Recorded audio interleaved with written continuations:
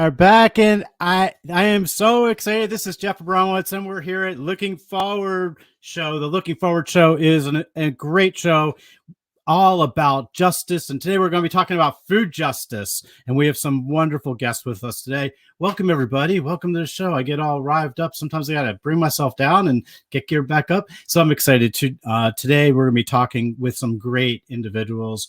They are people that are in the food space, that are doing some great cooking, that are doing some great training, and as usual, we're going to have our good friend Louis Navarez from Pennsylvania Probation and Parole is going to be on as well. Really excited about today. Lots been happening. So those that are familiar with the show, Looking Forward's been around for almost 3 years, and we talk social justice, equity justice, criminal justice. We really talk about those hard issues that people need to start diving into in order to change the narrative. And we're looking forward to a great show today. I have want to bring you up to speed on a bunch of things we're going to talk throughout the show, but we have some new clips and stuff. I'm really excited. I feel a little bit like a kid in a candy store, like have some new videos that we're going to be playing, some new lead-ins and things like that. So excited for the show. We always start off with Louis Navarez, who is from Pennsylvania Probation and Parole. We also have Elijah Milligan, who's from Greenwood Supper Club, is going to be joining us today. And a good friend of mine, Jason Starling from Phil Abundance, is going to be with us. So we're excited about the show. Buckle up. You're going to be hearing a lot today. And we're going to take a quick break, and real quick break, because this is going to be leading into our justice and some hot things that are going on. So we'll be back in 1 second. You're listening to Looking Forward, and we'll be right back.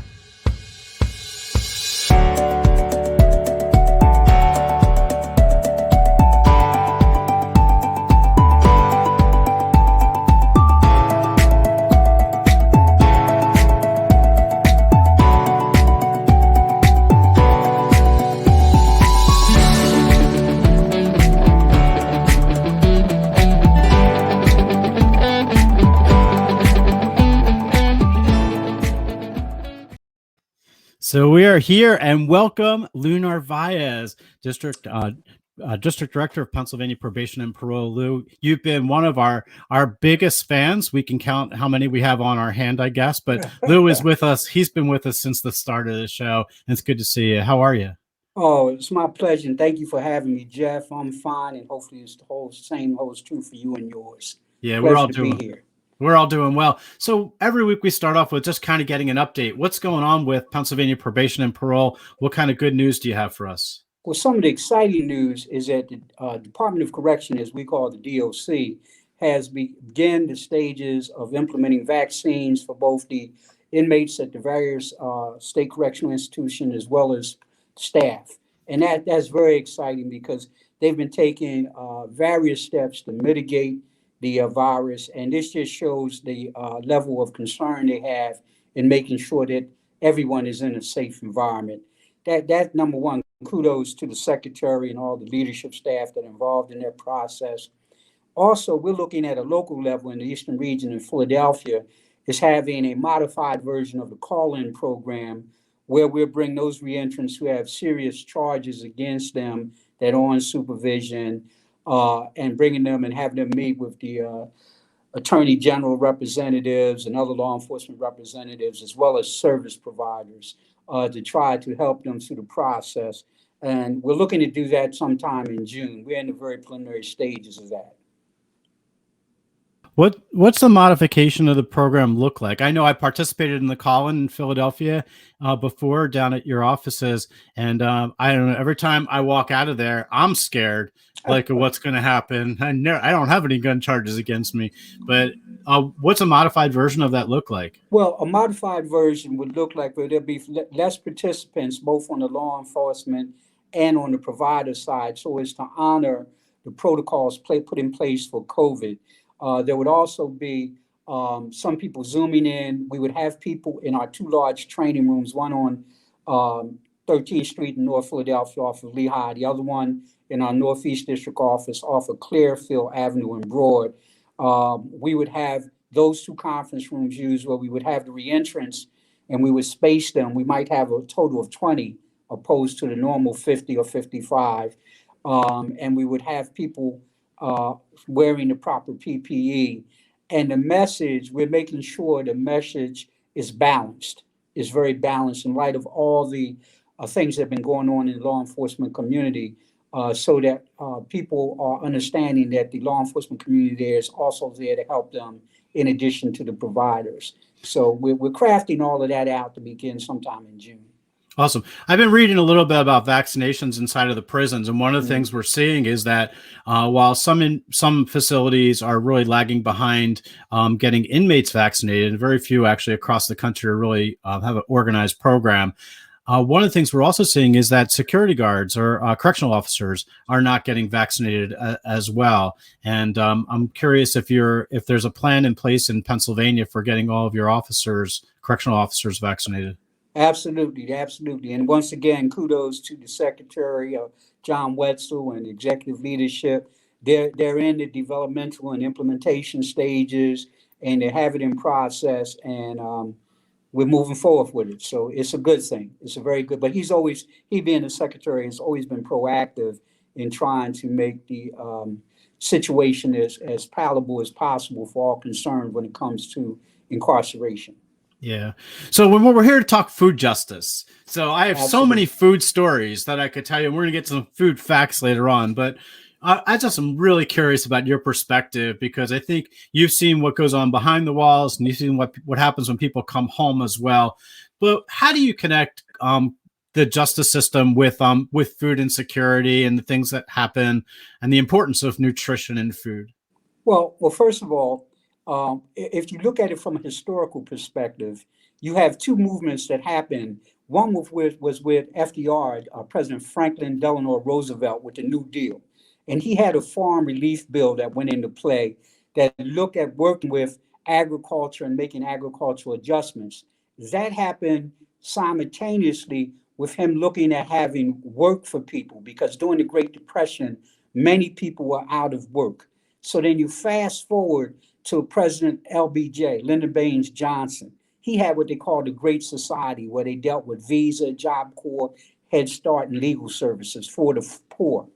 The food justice program is set up to make accessible, affordable, nutritious food, job opportunities for disenfranchised people, and ensure environmental sustainability. When you have someone that comes to you on parole that's hungry, if they can't eat, they can't understand or not are willing to understand what you're talking about. So you have to have the basics to survive. You have to have shelter, but shelter comes through having a job. A job comes behind having an economy that can be sustained. So if I can't have the basics, food, shelter, and clothing, I'm not hearing what you're talking about as far as you need to report, you need to go to this program, you need to go to that program. So when you look at this, basically you have a system that's based on the human element, the social element, the economic element, and the environmental element. When you look at disenfranchised people, those are the people, the majority of those individuals are the ones we service on parole. Those are people who have been either unemployed, underemployed, uneducated, or not educated, undereducated, or not educated at all. Part of the LBJ with the Head Start was they realized you had children going to school hungry. How would they learn? How would they concentrate if they were more focused on being hungry? The same goes true for anyone on parole. If you're hungry, don't have food to eat, or don't have a home to go to, how are you listening to what we're talking about as far as compliance? Yeah, so I have in my hand, a list of all these different places that are giving out food, and there must be 50 places in here in around Philadelphia. There's no question that food insecurity is a huge issue, especially through the pandemic. People just can't afford to feed their families, and they're really struggling with that. Right.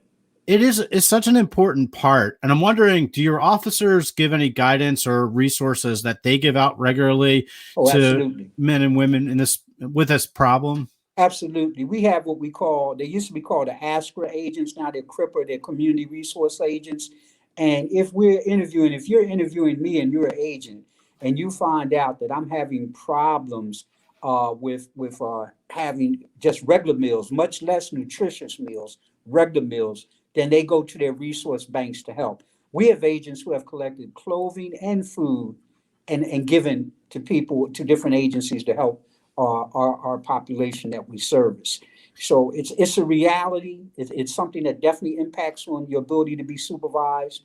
It's one thing when you go and the kids today they constantly say there's nothing to eat, when they mean to say it's nothing in there I want to eat when they go to a refrigerator. But there are people that go to a refrigerator and in reality there is nothing to eat. Yeah, and it's not just that. It's also, you go through some of our challenging neighborhoods, and they have bodegas and little, little fast food places, and it's not just eating, but it's eating right. It's eating nutritionally, and we're going to talk to Chef Eli later on about like what it is to really, what's a good meal, and what does it mean to eat nutritiously. When you're really hungry, though, just about anything will go. Right. And what's interesting too is, and I don't know if you've seen this, but I had a food trauma when I came home. I was down 5 years. I had a hard time ordering from a menu. Like that freedom of choice was something new for me. I'm given a meal every day, breakfast, lunch, and dinner, told what to eat. And I think coming home, it's a challenge for a lot of people trying to find not only their way back or what's good for them, but staying healthy and eating right. And the other thing of eating right and eating healthy is something that comes with the ability to purchase those type of items. And if I'm unemployed or underemployed, I don't have the ability to purchase the foods that will help sustain me in a nourishment type of way. I'm buying junk food, fast food. Yeah, for sure. I'm going to read off some statistics later on, but interesting. One of them is that, our state spends on average of $3 per person per day on a meal for somebody. And we just don't spend a lot of money. And I just remember just a quick story. When I was in the federal system, I had gotten a packet of coffee, they didn't give it out very often, but the packet had 5/163 on it as its expiration date. So just to tell you, that's my birthday. That was my birthday. Okay. I was drinking. I had a pack, and I saved it because I didn't think anybody believed me. So I saved it, and it's somewhere in my stuff that I held on to. A packet that was that old. In the Fed system, at least, food is not monitored like the FDA doesn't. It's one of the exclusions the FDA has, is that they don't have to. Out of date things are not as big an issue. And I actually didn't eat any meat for 5 years because I just didn't feel comfortable eating it. But look, we have to. We really need to be mindful of this whole thing, and not only behind the walls, but really when people come home, and how we can support them. Absolutely. So we are so grateful to have you on. Anything else you want to bring up while I got you? Well, I just wanted to really shout out kudos to you, Jeff, because the work you're doing in the field and this program is really crucial. That's why I always participate whenever you invite me. It's crucial in getting the word out to so many who are totally unaware of topics such as the one you're discussing today. So many people have no idea of the difference, especially poor people, of nutritious food, and I just need something to eat because I'm hungry. So these are very, very thoughtful and intentional topics that I definitely support. Well, we are so grateful to have you, and we appreciate you coming prepared and giving us that food nutrition history, because that's one thing Mr. Narvaez brings it on when he's on our show. But thank you so much for coming on today. And you're listening to or watching Looking Forward. We're going to be back in a minute with Elijah Milligan, and Eli is a chef. He's going to talk to us a lot about what's going on and in the spaces that he's working on. And a big shout out to Louis Navarez for jumping on the call with us today and the show. He's been a good friend of Looking Forward. And we're going to be right back. Right after this, you're listening to Looking Forward.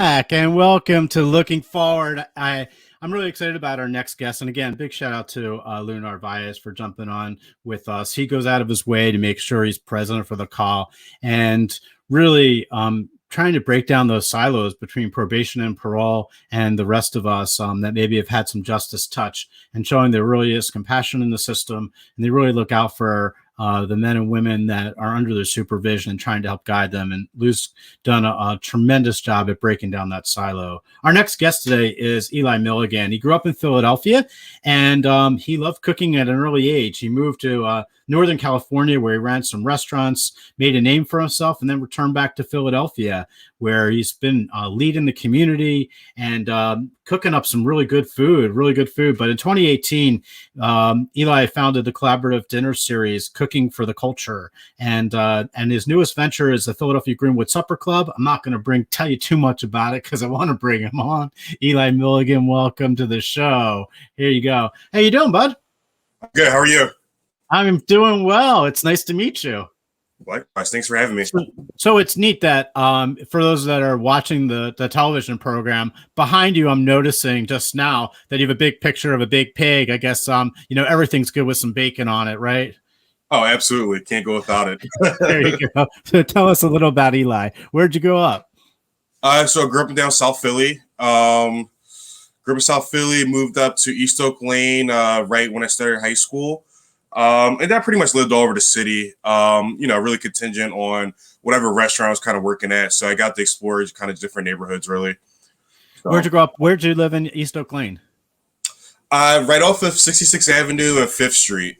So it's like... So you mentioned this to me. Yeah, it's like right before leaving the city. So... Yeah, you mentioned this to me, and that's where I grew up. I grew up right there, right near Cardinal Doherty High School, what used to be. Yeah, right around the corner from there, so... Yeah, pretty cool stuff. So tell us a little bit about, you went out to California. What'd you do out there? So I actually took a job with a chef who I was, who still am, sorry. She's an amazing chef, Dominique Kren. So I had a chef friend that I worked with over here in Philadelphia. He got an opportunity to bring me out there with him. So it's pretty cool. We started with a restaurant out in the Berkeley area. Then I ended up working with her again in San Francisco, and then migrated up to Napa and then Yountville. So, oh, you still there? So what was your specialty?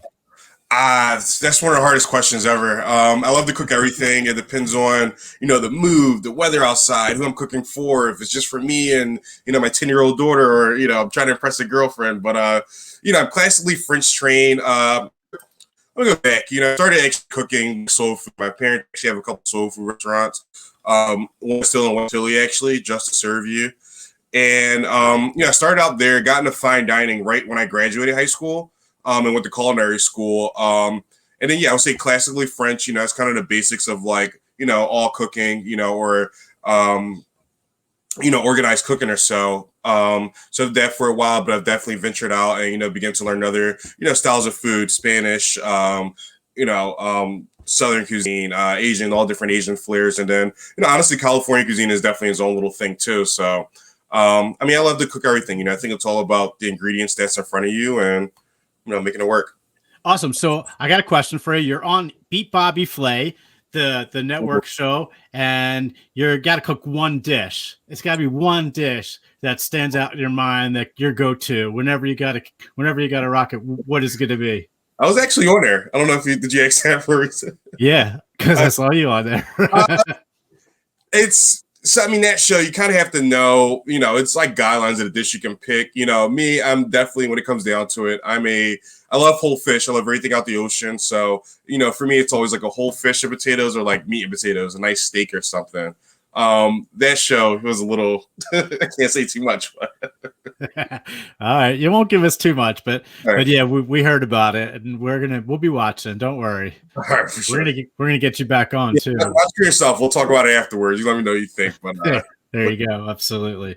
So, justice in cooking, often I'm challenged because one of the things I do is I work with a lot of men and women that come home from prison or that have some justice involvement want to get into cooking. And we've had a bad reputation in the reentry market of getting people into these entry-level positions and thinking that those are career, that's their career, that they're okay. And I always say, and I went back, and after I got indicted, I went back, became a master baker. And one of the things I always was mindful of is that there needed to be a career pathway. Like you needed to know that wherever you started, whether it was washing dishes or whether it was on the line, that there was a place for you to go after that. So I want to get your take on, getting young men and women that have some justice involvement into the culinary field. Well, even though it's a very easy field to get into, and it's a field that you can get on a straight basically off of passion. That's why I started cooking. I think as long as you respect it, just like any other field, that there's going to be a sense of hierarchy and a certain I think there's levels that you just have to there's a step ladder to it. I think you have to go through the phases. I think the best chefs in the world are the ones that started as dishwashers. And it's basically learning your way throughout the kitchen. Everyone's path is different in this business. There's some people that put in 10, 15 years before getting that exec chef job. There's some people that got in that chef job by default almost, just being at the right place at the right time and knowing the operation or organization that they were working at. So every path is different. I think first thing first, you got to love what you do. This is definitely not a field or a career where you kind of just get in for the sense of like, hey, I just want to start cooking and make some money. If you're in it for that, then I'm telling you from the gate, then you're in it for the wrong reasons. Because the first several years you're not, and I mentioned it a lot, with these interviews that, the first several years, I did a lot of hours, half of those hours, not getting paid for it, $12 an hour, before I was able to get to a comfortable, point in my career. And things have definitely changed. So I think, with the era of like social media and, it's a lot easier for one to, get noticed versus, years ago, you had to be in that kitchen and make sure you were busy, 7 nights a week, have some type of success before, people start to know who you are really. So, I think the game is a little bit different, but I think to really, reach those ultimate goals, definitely don't be afraid to, put in the time, put in the work. It's not an easy field whatsoever. I've always said it's one of the harder, careers to kind of get into, but, there's so many different ways where it's self-rewarding. For me, putting a plate in front of someone and they're not, they made their day versus them throwing it at the wall is like good enough for me. But, and I even love too, like, now when I do events and I go about town and I have people, I run into or, I haven't seen it forever. And they're like, hey, like, you cooked this for me on a birthday or anniversary 10 years ago. And, I don't remember the recipe, but knowing that, it created a memory for someone and, that, for me, those are reasons to stick it out. But, you gotta have some passion in this business if you really want to make it. So let's talk about a little bit about racial equity and in the culinary field in particular. There's not you watch television, if you watch cable, the Food Network and some of the other networks, there's not a tremendous amount of Black chefs in the field. And I'm wondering if you see that there is some work that we need to do in that space. Well, here's a disclaimer. There actually are a lot of Black and minority chefs in the field.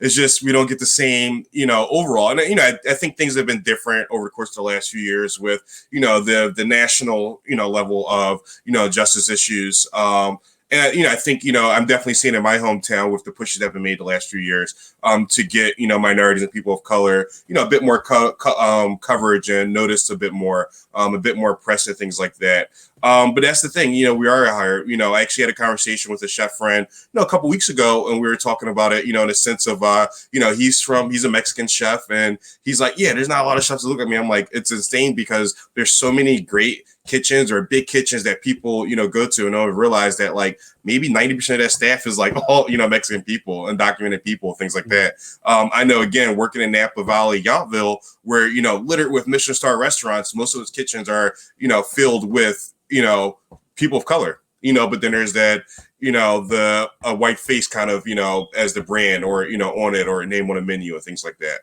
So, we're definitely out here. Even the same thing is like, people with records, parole, felonies, whatever in the restaurant industry. It's so many in our field. I think for the longest we used to joke about like, this is the perfect field to get into, like if you were to get out of prison or so, because people don't care about, what you've done or what happened this. And it's just like, can you cook? Can this come out hot? Can it come out seasoned? Is it ready to go? Can you be fast and efficient? Can you work clean? Other than that, it doesn't matter. So it's definitely a great field to kind of like, you see a lot of people kind of make those make-or changes over into the culinary field. Yeah, for sure. One of my friends is Jeff Henderson, Chef Jeff out in Las Vegas. And Jeff's been working with returning citizens and getting them in culinary programs and off the ground into their own, into the restaurant world. And he's done a great job of really opening that door for a lot of people. Tell us a little bit about Greenwood Supper Club and how it got started and what it is. So Greenwood Supper Club actually came from it was an idea that I came up with a couple friends. We were actually, throughout my career, I've been in some really great places, got to cook for some great people. I've also been in a lot of settings where I've been the only person of color, whether it's in a kitchen, high-end kitchens, Michelin star kitchens, you name it. And in particular, I was doing a culinary competition at a country club, and I think besides the people that I brought with me, out of, hundreds of people, we're only people of color in this entire room. And, it just wasn't comfortable. And it was just like, hey, how cool would it be to create something of this magnitude, but, made for people of color, it doesn't have to exclude anyone else, but like, made for people of color, a comfortable environment for us. This is fun, So my creative director on Greenwood, actually, she presented the name Greenwood, which I thought was awesome. I work on brands and concepts all the time. When it came down to, what was next, I was just, I can't get this idea of Greenwood out of my head. The more you read about it and the more it comes up, it's just an interesting piece of history that I think was, not forgotten about, but like, I don't recall being told about it in school at all, and it's just so much around it. And, for me, even being a person of color, and I think it speaks to even in my field, we're like coming up and you want to see people of color as well, you want to see them level success to, give you the confidence to know that you can ultimately reach that. So it's like, if someone else did, I could definitely do it, like, a little off topic, like Obama, seeing Obama in office is like, all right, well, there can be a black president now, there's a chance. So, same idea with Greenwood, the idea is just really like, if, Black Wall Street were around today, what would it look like? How would it feel? And we're just kind of, recreate that in a modern era and do it with some really good food. And, I think it's really open of how it can go. I know like our last event was really cool. It was before it got a little cold. Obviously, everything is kind of outdoor dining right now. But, we just brought together a bunch of Black-owned businesses, entrepreneurs. And, not only did we, have a great space and great food and great drinks, but then it's like, now you can, shop from those local Black vendors. We always talk about a Black community of how to support, one another and buy from our own. But I know sometimes it's hard to find out, like, hey, where, I didn't know there was a shop that sold flowers and plants I can, spend my money with versus, this place or, candles. And, it's pretty cool. Some of the vendors we have out there. And that's the idea moving forward with Greenwood is really going to be just like, a social club of like, Black folk, I think, again, not excluding. Chilling and eating. Yeah, but we really want to exemplify that. So we are working on, like we want to get to the point where, someone who's a member of Greenwood Supper Club, they're able to, put in a group, chat or how we discuss these things of, hey, I'm throwing a wedding, I need a Black photographer and caterer and event space. And, and I want everyone to kind of work together. And I think it's just really, just building networking up for us.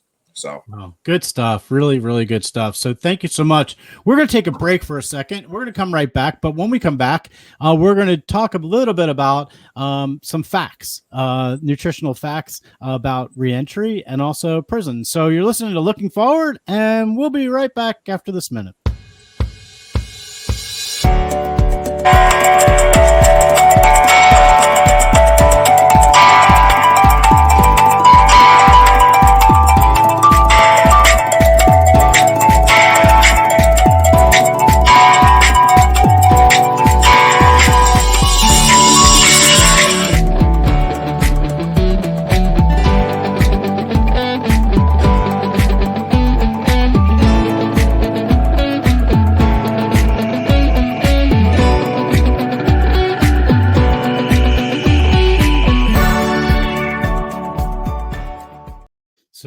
are back at Looking Forward, and I think one of our guests dropped off, but we're gonna pick up.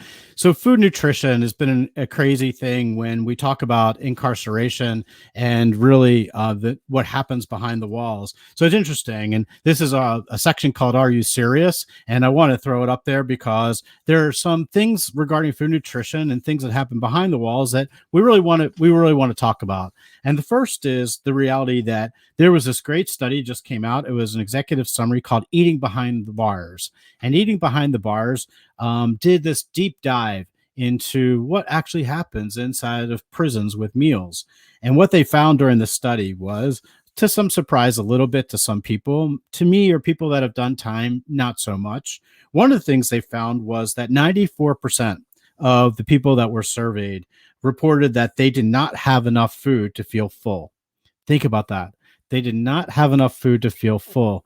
They also found that they in that same group that they surveyed, they asked them, what did it taste like? What did the food taste like? And for 89% of those people that were surveyed said that the meals didn't taste good. And about 91% of those individuals felt that the meals looked unappetizing.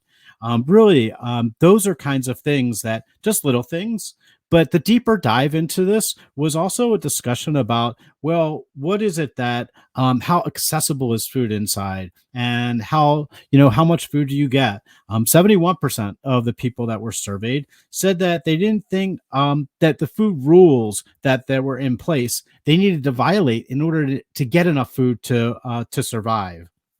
And it gets even worse because 75% of those people that were surveyed in this in this really in-depth study said that 75% said that the food they had been served during their period of incarceration had been spoiled or rotten. Wow, think about that. It's just a shame that when we look at food insecurity and on the outside, that what happens inside of the walls is as bad, if not worse. And I mentioned that early on, when we talk about the federal system, at least, there are no real FDA guidelines for food and nutrition. There's a meal plan that's submitted, but as far as the quality of the food, it really goes unregulated. And that's a big challenge and something that we have to start speaking up about, because there's just a humanity factor about all of this.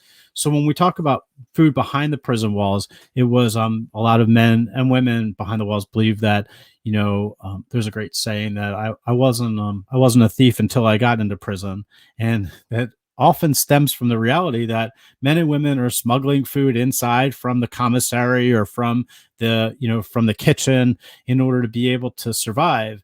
And then they're also buying food at the commissary so that they can supplement their meals. I know that I didn't eat any meat for 5 years.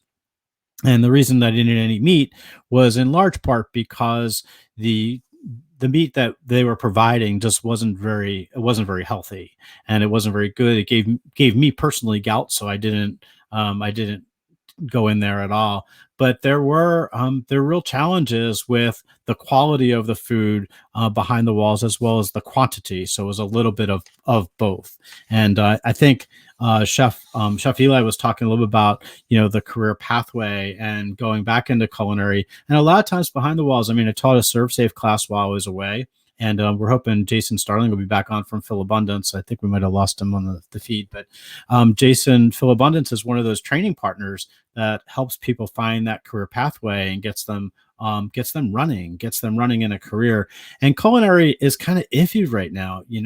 We talk about COVID-19, and it's a little scary that with COVID-19 out there, a lot of restaurants have been closed during the pandemic, and they're just now beginning to open their doors, but only to maybe 25 to 50% of what they normally can do. And the challenge again there is that, we have to be mindful that people need to survive when they come home from prison. They need solid careers that are going to be really be able to give them that pathway to walk all the way up, as Eli did, to become a chef. So, when we talk about reentry, we talk about culinary as a pathway. You have to have the passion. As Eli Eli really laid out there, it's hard work, and it is not something that you can do and just think, hey, this is going to be just a job. It's not a job. To do it well and to really make it a career pathway, you got to spend some time. You got to learn the ins and outs of it. You have to really dedicate yourself to getting better at the trade, and that often takes long hours and takes hours that most people don't work. For example, a lot of restaurants, they serve dinner up until 10, 11, 12 o'clock at night, and you're coming home to your family, you're beaten, you're exhausted, but you got to get up early either to do prep or to take care of some business and then get back at it later in the day. And you're also working weekends. Restaurants, their biggest hours are Friday, Saturday, and Sunday. And those are times that are often family times for men and women as they come home and they're beginning to reconnect with their families. I believe culinary is a good pathway. I think that you just have to think of it more than just a job. It's got to be that next step, which is, it's really, okay, I'm starting at the dishes and now I'm going to start cooking this. I'm going to start prepping and learn how to cut, use my knife skills. And then I'm going to move up to the next and then the next. And that's what it takes. It really is it takes you to be methodical about how you navigate it and move on. I will tell you a story though. I was out in Cleveland, Ohio, pre-pandemic, before the pandemic, and there's a great place called Edwin's, and Edwin's is a restaurant it's run by Brandon Cheskowski, and Brandon is a good friend. But in Edwin's restaurant, they work with men and women. It's a 5-star restaurant. They work with men and women to get them trained and to get them skill developed, to get them really to a place where they can move up the ladder. And had this wonderful meal at Edwin's with my partner Lisa and her daughters. And we went through the show. We went through the meal, and at the very end of the meal, we ordered bananas Foster. Kind of cool. I haven't had bananas Foster in I don't know how long, but that's where they make bananas in front of you with some brandy, and they light the big flame up, and it all goes crazy. And I'll never forget this. We ordered bananas Foster, and a gentleman came out and bought the bananas Foster right in front of us, and he cooked it for us. And at the end of the dish, he then went on and served it to us. And I'll tell you, it was an amazing dessert. It's probably one of the best desserts I've ever eaten in my life. But the smile on his face, he was a returning citizen. He had gotten home from prison not long ago and gone through Brandon's program and got trained and skilled. And the amazing thing was that he just had this smile. He had this smile of success that was all over the place.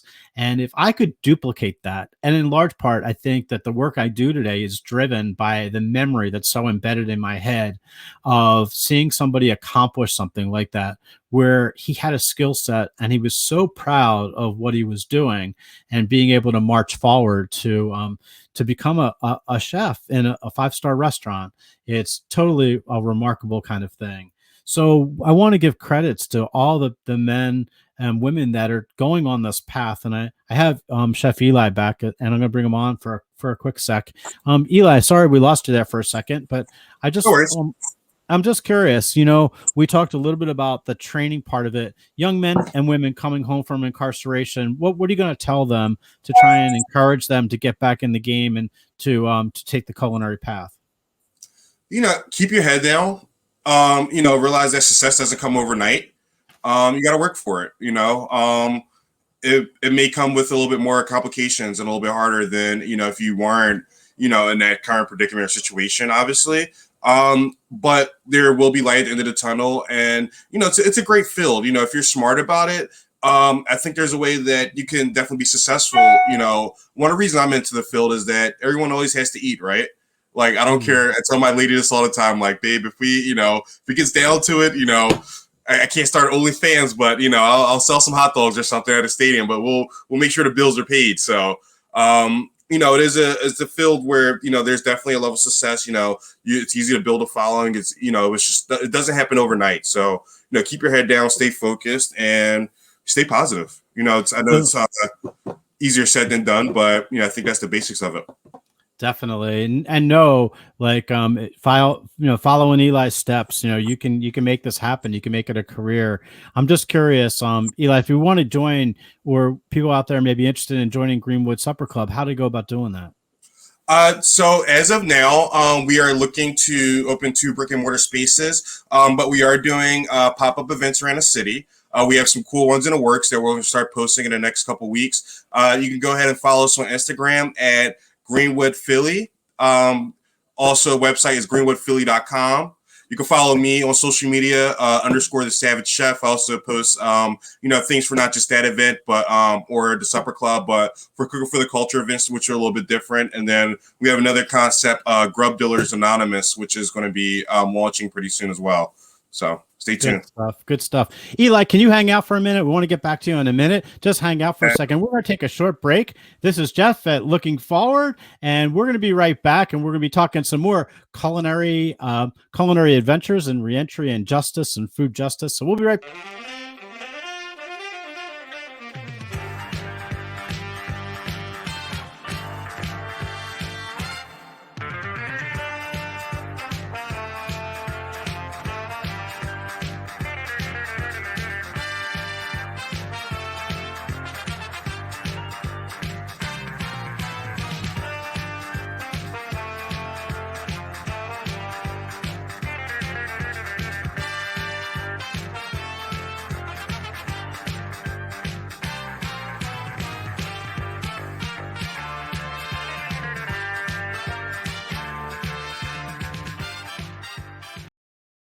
Back. You're listening to and watching Looking Forward. It's great to be here. We have been talking food and who doesn't like a good meal. And I am a foodie. My daughter's a foodie. We're always looking for. A matter of fact, last week she came over with her husband and taught us how to roll sushi.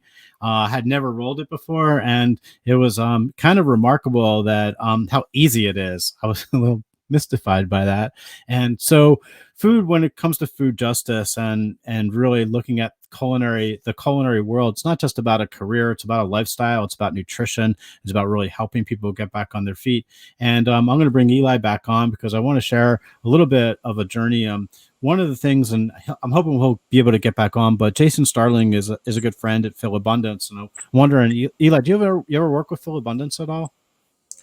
I believe I have I think they were participating in a couple projects that I was on. Awesome. So they're not on today, but they have a brand new facility that they just launched, a training facility, which is really, really remarkable. They and they do culinary classes. It's at 2224 North 10th Street in Philadelphia. Yes. And their program teaches men and women, especially those that have been involved in the justice system, how to make this a career. Really how to navigate. It gives them the knife skills, gives them all the culinary skills that they need to begin to move forward and then get placed when they're done. And they often have these virtual open houses. So I'm going to give a shout out to Phil Abundance because we do a lot of work with them and they do an amazing job. As a matter of fact, when I first got started with them, I was a director at Community Learning Center and they invited me to see their facility, their old facility. And I got there and they said, what would you like for lunch?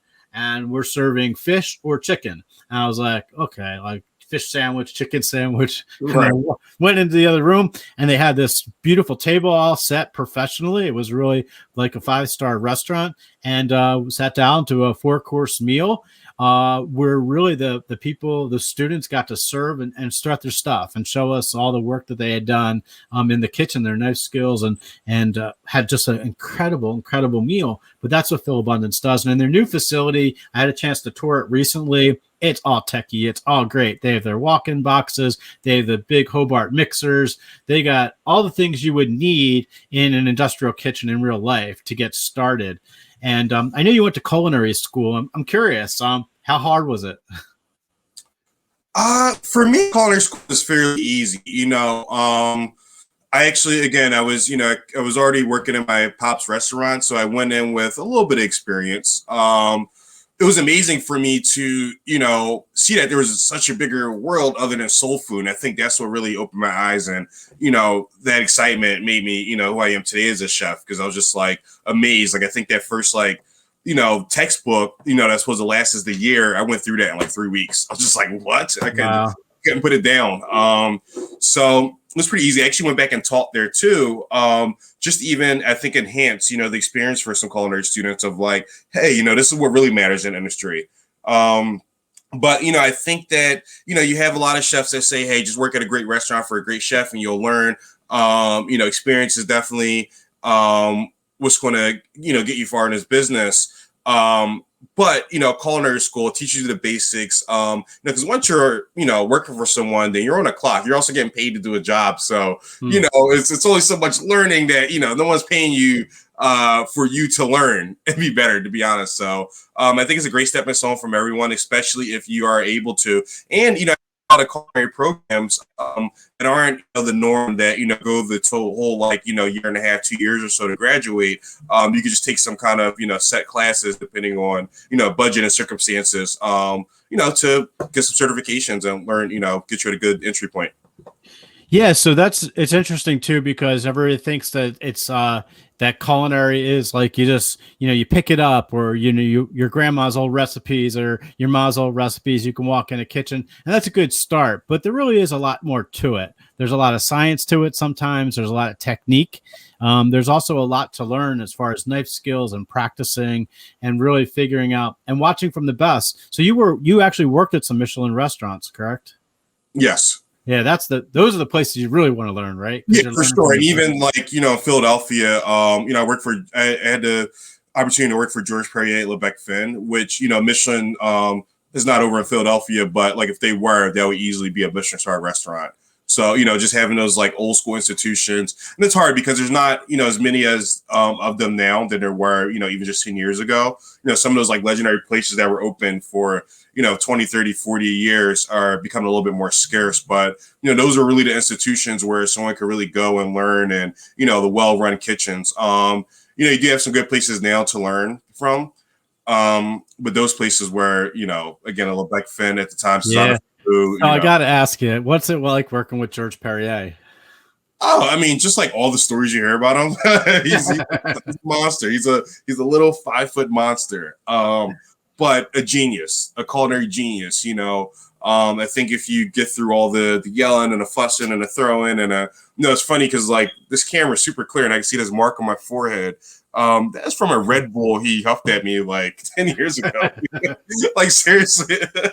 So, I credit him from everything, again, I don't know if I would be who I was today if it wasn't for that push. At the time I was, already on a pretty solid career path. And I was actually working at a really comfortable job at a country club, getting paid well, great benefits, which was kind of heard of for being young in the business. And, I took a dramatic pay cut to go work for him and deal with the craziness. And, I would do it a million times over and over again. So, intelligent man.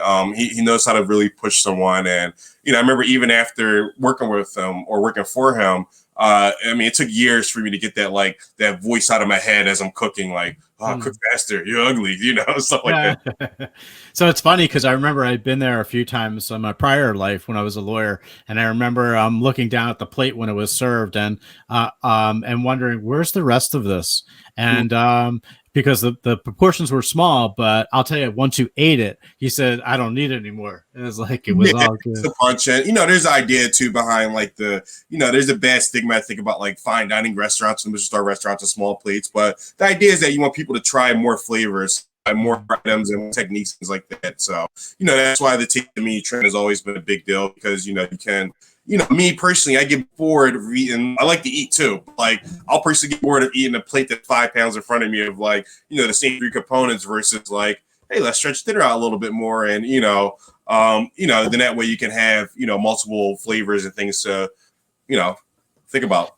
So before I just got one last question, we're going to move on, but COVID-19 really has had a dramatic impact on the restaurant industry. And I'm curious, what do you see? Do you see it really bouncing back fully over the next year? And would you encourage people to jump in the pool now? If you're interested in getting into culinary, you've come home, or you want to get back into the field. Is this a good time, bad time? Would you sit tight? What would you suggest? Yeah, COVID-19 was a smack in the face for all of us in the industry. We've never, modern day seen anything like it. Where a restaurant was always a surefire kind of plan, really hard to fail, especially if you had a bar in the right neighborhood. it just showed how, there were vulnerabilities. And, to be honest, over the years with, even before COVID, like the whole Me Too movement and, fair pay and fair wages, there was definitely, a lot of calls for change in the restaurant industry, for the better. I think what COVID did was like, hey, this is now the time to be able to shut everything down and rethink about how you go about things and reopen bigger and better and go stronger. Being in the industry now, I don't think there's still a sense of like what a new normalcy is going to be. I personally, but I don't know. I was going to say I personally don't envision people going back to crowded restaurants. I watched Movie, from 10 years ago. I'm like, oh my God, too close. That's crazy. How to be piled on top of each other. I don't really see it going back to that. But, again, you could be creative. If you have food, if you have drinks, those are two things that people can't live without, right? Like we can go without a lot of things, not food and drinks. So, be creative and I'm sure you'll find your path. So. Chef Eli, thank you so much. Again, we want to get involved. It's Greenwood Supper Club. And where can they find you at? GreenwoodPhilly.com. You can look us up at cooksfortheculture.com as well. I'm sorry, cookingfortheculture.com. And stay tuned for this new adventure, Grub Dealers Anonymous. That's fun. Awesome. Looking forward. Chef Eli, thank you so much for being on. This is Looking Forward, Philadelphia. We'll be right back in a minute.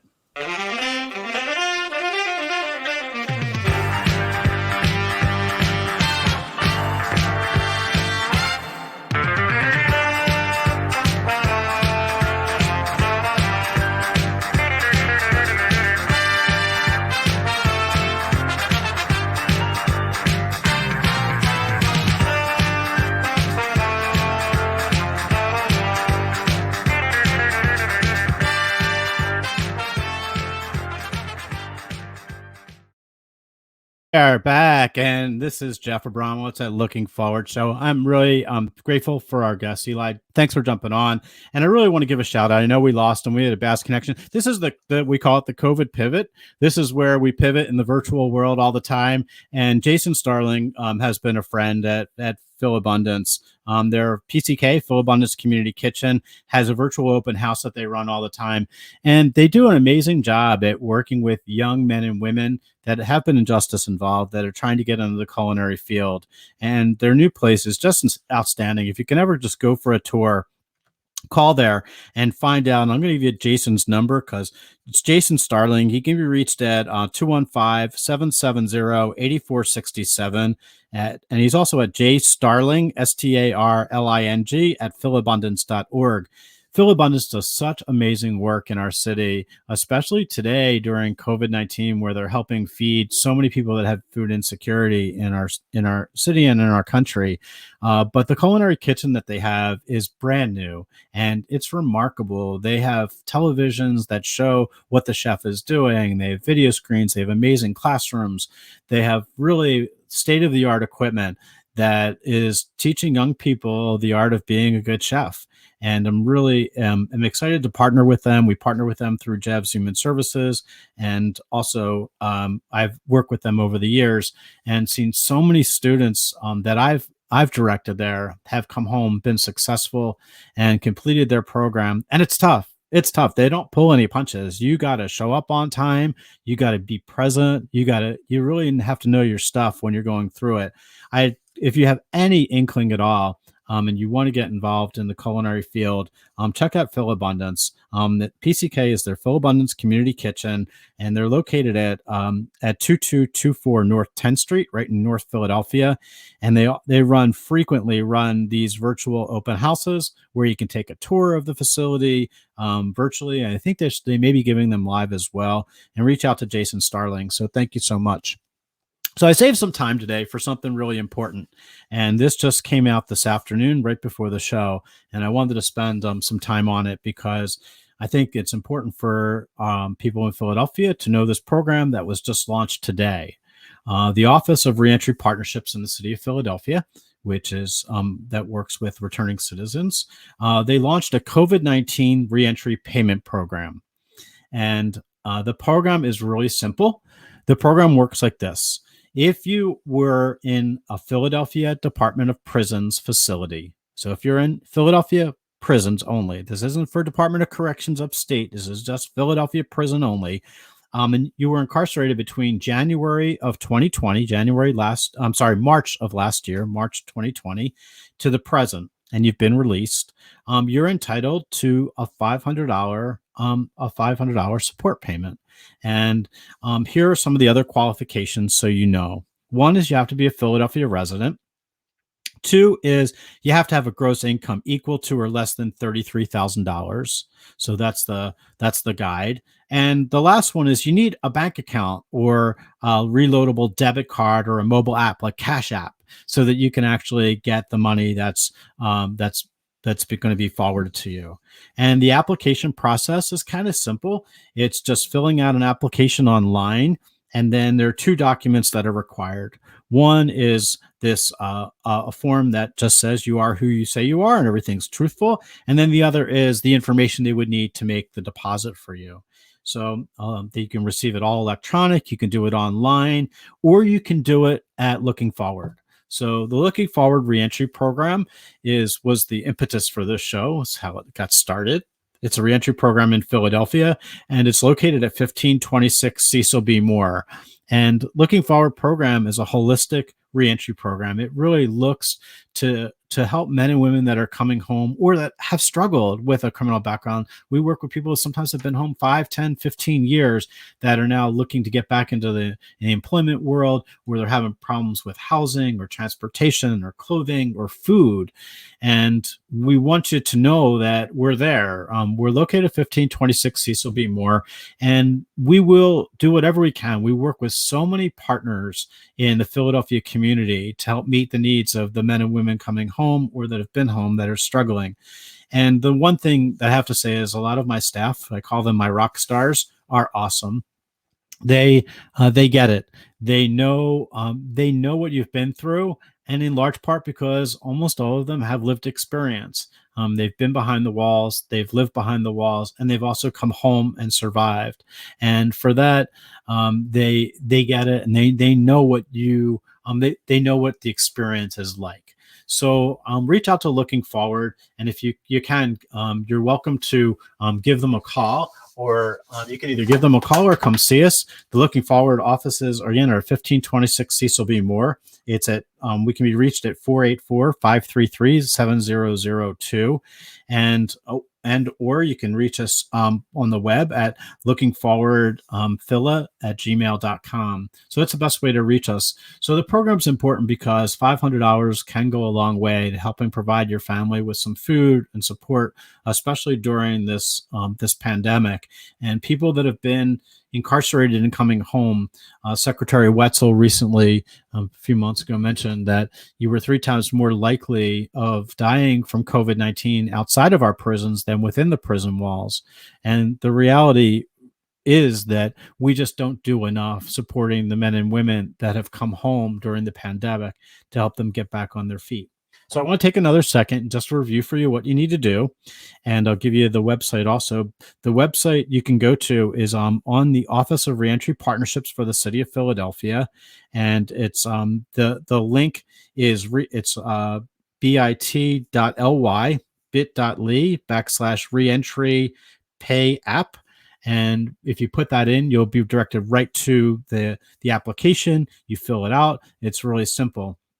I think the challenge is really going to be getting some of the documentation that you might need and forwarding it over. And we're prepared. My staff will be in the office at Looking Forward on Cecil B. Moore. We'll be able to help you get it submitted and make sure that the city gets all the documentation they need. The applicants, remember, you need to be a Philadelphia resident, released after March 1st of 2020, and you need to make less than $33,000 a year, and you also have to have some way of getting the money, either a bank account, a reloadable debit card, or a mobile app. So we're almost at time, but I encourage you to check it all out. It's a great way to get a few dollars to during that the city's offering for COVID relief. I want to take a real quick thanks to Mr. Narvaez, Lou Narvaez, to Eli Milligan, and to Jason Starling from Phil Abundance, who, although we didn't get on today, we're hoping that you'll check out Phil Abundance in the near future. Again, this is Looking Forward, and Jeffrey Abramowitz, I'm really excited to be here and love coming onto the show and looking forward to seeing you back in a few weeks. here at Looking Forward Philadelphia. Take care, everybody.